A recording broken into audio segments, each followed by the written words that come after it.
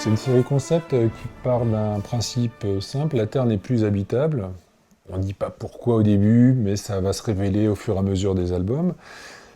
Donc la Terre n'est plus habitable, les humains vont vivre ailleurs. Sauf que chaque armada qui quitte la Terre, des armadas de type ethnique, on a les Germains qui sont ensemble, on a les Asiatiques ensemble, etc. Et ils partent dans l'espace conquérir une exoplanète qui va être leur terre promise, l'endroit où ils vont pouvoir enfin vivre. Sauf que parfois, ces exoplanètes sont déjà habitées par une race alien, ou alors ont un vilain virus très virulent qui peut faire que les humains vont s'opposer les uns aux autres une fois sur place. Enfin bref, une problématique à chaque fois différente par album. Par exemple, sur le tome 5, Enorus, ils arrivent sur une planète qui finalement est inhabitable, et à partir de là, ils s'aperçoivent qu'ils ont passé pour survivre et aller sur une autre planète.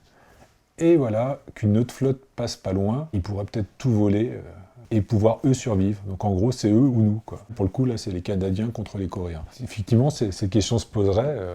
Je pense qu'ils iraient au front pour essayer de survivre. C'est toujours ce qu'a fait l'humain, donc on l'a fait dans cette bande dessinée.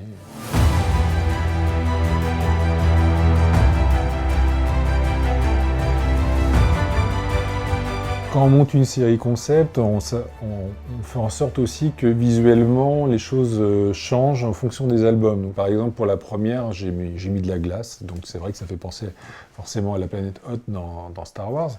Et il y a une planète aride qui est la planète Uranie, où d'ailleurs vont arriver les Texans, et ainsi de suite, une planète d'eau. Voilà. On répond à des choses assez simples comme ça, mais c'est aussi parce que c'est amusant, quoi. Il y a un côté très jouissif à se retrouver dans des planètes avec des climats un peu comme ça globaux.